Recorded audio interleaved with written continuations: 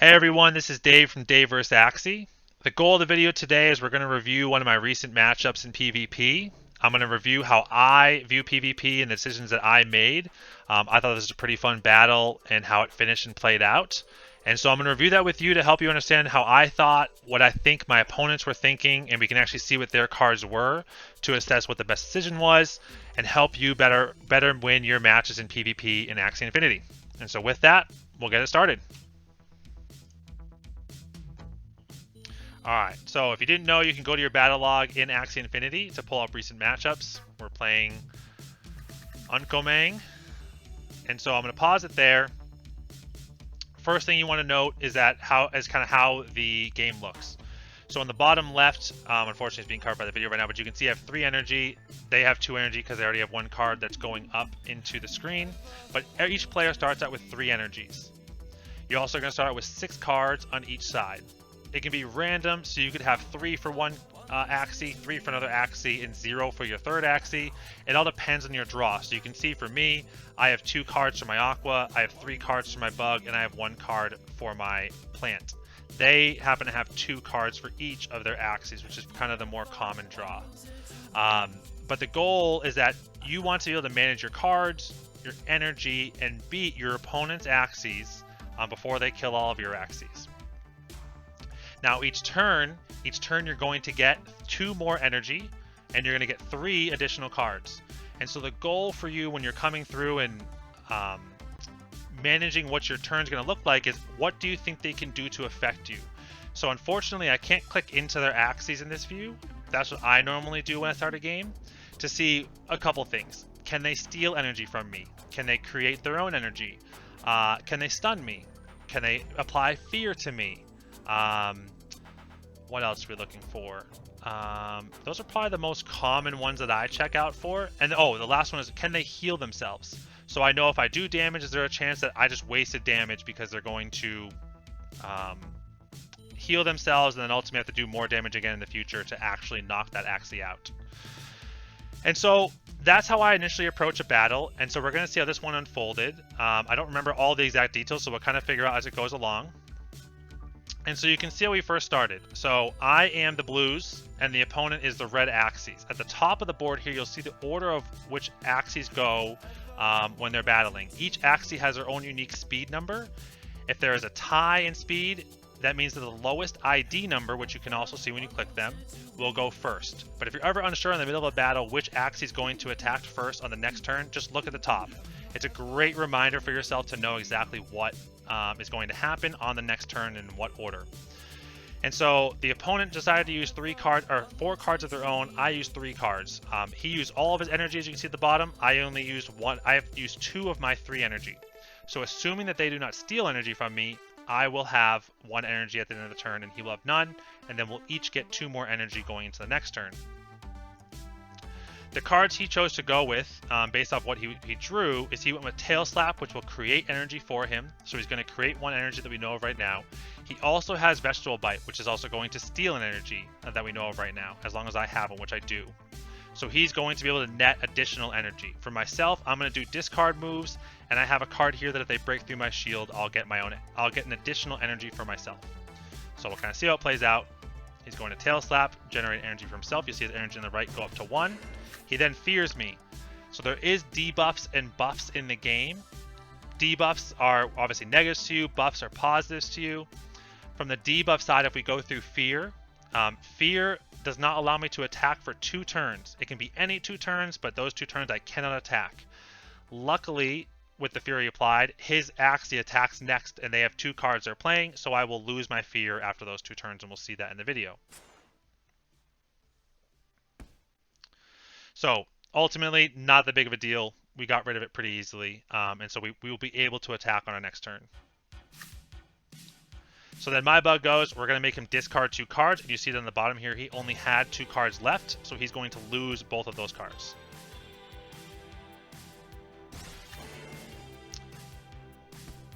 And then I'll have my normal attack. So because they broke through my shield, I got 1 additional energy on that.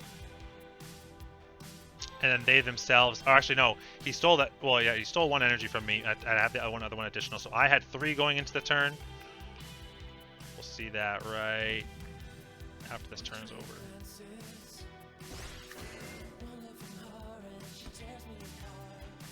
Alright, so you'll see right there, I have 3, they have 4, and so energy management is a crucial part of the game. To me, one of the most important. Between energy and card management, they're absolutely 2 of the most important things when you're looking at a battle.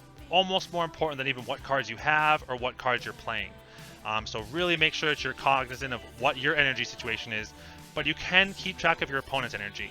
So you won't always know the best way to do it, but ultimately, knowing what the cards do, it will say gain energy, or if we stolen energy, it will say that too. And so you can start to keep track of how much energy they have and how many cards they have there as well. So after that draw, they ended up playing 3 cards. It was Carrot Hammer and then 2 Fear cards. I also have Carrot Hammer and a discard. As I'm approaching this, one thing I'm trying to figure out is what can I do to either positively help myself, or how can I kill their first plant? I don't have any backdoor cards. I don't have a way to really get to their back line to do anything special. That's just the cards I have and the Axies I chose. So really when I'm looking at this, the main thing that I want to allow, that I'm trying to figure out, is how do I kill this plant as fast as possible without spending too much energy. See you, Crips. And so that's what we're trying to monitor here. So unfortunately, with the cards I have, I don't really have high damage cards right now that I can go and take out that plant without using all my energy. And even still, if I used all my energy, if the plant did nothing, I wouldn't kill it, because there's super effective moves and there's not very effective moves depending on the types of each type of Axie of their class. And so really what we're looking at here, they're going to do some damage to me. They're going to ultimately kill my plant. So now I'm not looking too good. I have 1 card in the back line for my bug. It has a little bit of shield on it, but ultimately it's about to do 120 damage to me. It's not looking good for my bug. So right now he also feared me too, so my attack will not go through, which is also not a good spot for me to be in right now. So I missed. So as we move forward right now, where I'm looking at right now into this game, it's not looking good. When I'm sitting here trying to plan out what I'm going to be able to do, I don't have a lot of great options. His plant has 300 health. In order to kill that plant, I need at least 300 damage. You can look at the bottom of my board with how much damage they do. When you look at the card, the sword up top is your attack, the shield down bottom is your defense, and kind of the notes in the bottom are the special effects that that card may or may not have depending on what it's doing. And the little bulb in the top of the energy, that's how much energy that card needs. So ultimately, I don't really have 300 damage easily able to use. I only have 4 energy to start to use. So even if I use this 100 shell jab, the 80 swallow, and then both aesthetic, I then have 320. So I actually have exactly 300 damage output. It's barely going to kill this plant with no shield. So I'm not in a good situation. I'm trying to evaluate the best way to move forward. Ultimately, I have a couple factors. One is I have a stun card here, the sticky goo. So I'm going to want to think about, okay, how can I affect them and slow them down? So I'm going to try to stun them. And we'll see the cards that end up being played. So I did go full attack with my Aqua just to get some damage off onto this plant, and I have a way to create a little bit more energy. The reason I'm doing that is because I knew I was using 2 cards for my Aqua, or for my bug, and I also know I have to start getting damage off. If I don't kill this plant soon, I guarantee my loss. And there's a chance here if I hit a crit, I could kill it, especially if it didn't use Pumpkin. Unfortunately, it used Pumpkin, which creates 121 shield, which makes it very hard for me to kind of get through that plant. So let's see what happens. I Tail Slap, which removes my fear from that second turn. So nothing special there. We just did basic damage to that plant. Aquas are also not very effective against plants, so it reduced my overall damage I was dealing to it. And then Pumpkins. Pumpkin's a card that if I do not destroy its shield by the end of the round, they get to draw a card. Since its shield is destroyed, it just ended up acting out as a shield for it to not die, hopefully. So he's now using a couple cards that could produce fear. They do not because they weren't played in chain. The second card did because it was played against a shield. So that's how that card worked. And again, you'll learn the cards over time as you play more and more. But because he broke my shield, he is stunned, and that's a net positive there. I am feared though, so I will not be able to attack. And so again, we're not in a great spot. I missed my first one, and then I was able to hit on my second one because of how it played out. Ultimately, though, we still didn't kill the plant. We barely did 130 net damage to him. His back bug is stunned, which is great, but we are in a really tough position. We only have, well, I think we actually have 3 energy before, because this card's on the way up. So we had 3 energy, but again, we don't have a ton of energy. We're not in a great position to continue on in this battle to actually have a chance of winning. Right now, he only has 2 energy. So we'll see what I'm going to do. So what I decided to do is, go back a second. So I decided to use Tail Slap and Babylon. Babylon will deal more damage if it's attacking an idle target. That means they're not playing any cards that round. Ultimately, the plant decided to play a card, so we're not going to get any benefit there. We are going to draw an energy, but my 100 card was also my highest damage card, and since I have these other 2 cards over here, there's a chance that I would be able to do another 100 or so damage to the plant. So we'll see how this plays out. Tail Slap. Babylon. Don't even break through the shield. Eat pumpkins. And then he's going to Cactus me, which will do a decent amount of damage, but not ultimately break through my shield.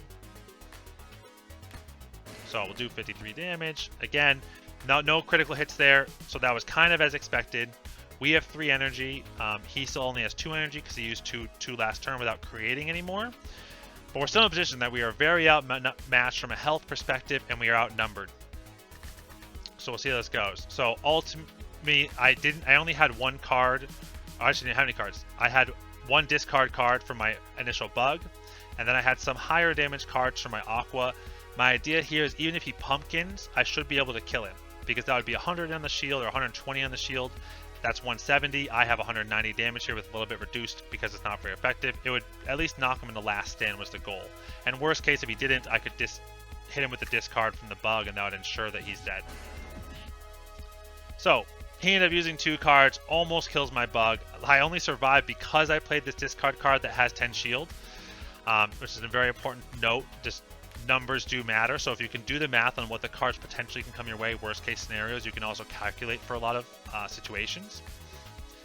And so I discarded a card from him, which is nice, but it didn't really do too much for me. I do have 3 energy, which is good to note because I keep using Tail Slap. And ultimately, he's kind of wasting a Tail Slap here. He's using that Tail Slap just to get rid of the stun. The stun, how that works is it stays there permanent until either you attack next, and you will miss that attack, or if someone attacks you, that will hit you past a shield. So if you have a shield of 100, it will ignore the shield and it will deal damage to your direct health. So he's ultimately deciding, I'm tired of being blocked out, I'm going to use Tail Slap and just not get any benefit from it. It is a free card, there's no energy used, so that's why you see he has 1 left at the bottom. I have 2 left at the bottom right now with what I'm currently playing.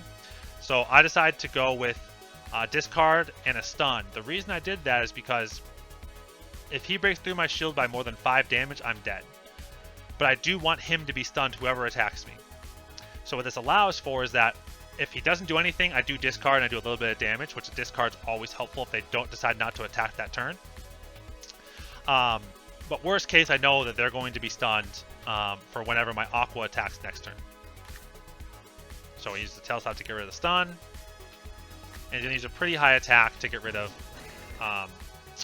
my bug. So my bug's now dead. So now it's 1v2, but I have his front guy stunned, and I am super effective against them. The big call out for this bug is he has a stun card on him. It's not available, but he has another stun card that stuns every time that an Aqua attack hits him. My entire back line is a pure Aqua, so all his moves would technically stun me on my first turn. He didn't have that card, which I didn't know at the time, but that's really good. If I were him, I still would have played at least one of these cards to have some protection. He had 3 energy. I know from what I remember, he decided not to do anything. I went all out, hoping that I could, if I got stunned from the first one, I would use Tail Slap to get rid of it, and then I'd hit it with 2 more cards, probably get stunned the second turn, and then shake off the stun in the 4th turn, and then I'd hopefully be able to deal with the guy in the last. So we'll see what happens. So we didn't do anything. And Babylon does more damage to idle targets, as we talked about earlier, which is the 3rd card up there.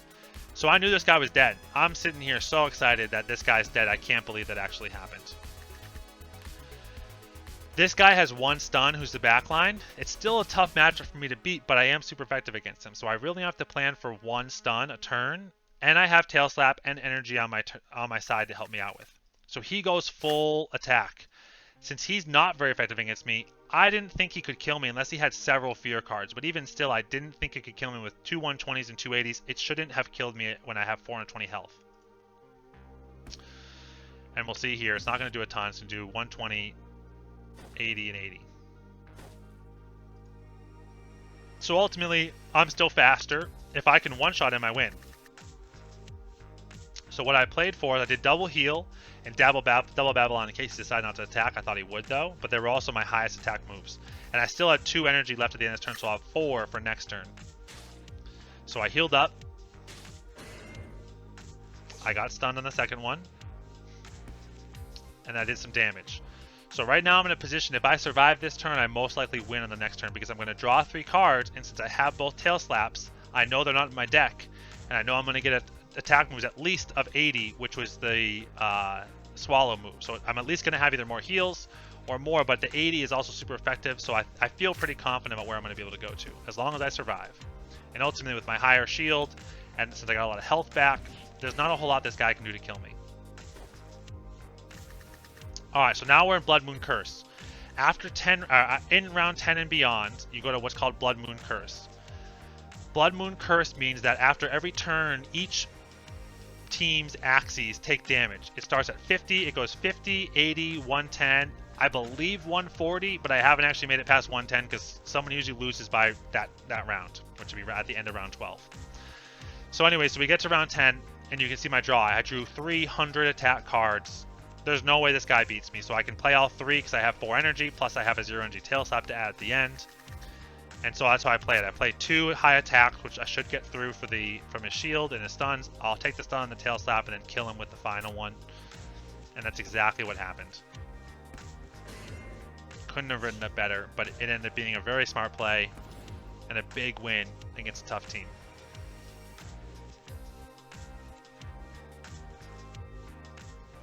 So that's a little bit as to how I view PvP. It's definitely not the only way to play. There's a lot more cards, there's a lot more classes. I'll add some links to the bottom of the video to show you different things. Like I'll show you how the debuffs work. I'll link in there how battling works, how you could do the calculations on your own to figure out what the best system is for you.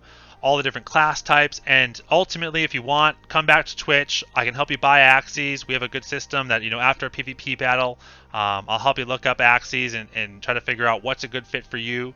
But the most important thing when you're making a team is do not just buy the 3 cheapest Axies. Do not just buy the 3 most popular class Axies at any one time. The most important thing is your team comp and how they work together. If your entire team is all attack, you're not going to have good defense. If your entire team is defense with no attack, it's going to be hard to kill other Axies. So it's nice to have a mix of energy control, card control, stuns, or some other debuffs in there too, are all a good mixture that kind of make up a great Axie team. So that's all for today. Thank you for watching the video, and hopefully we'll see you on Twitch.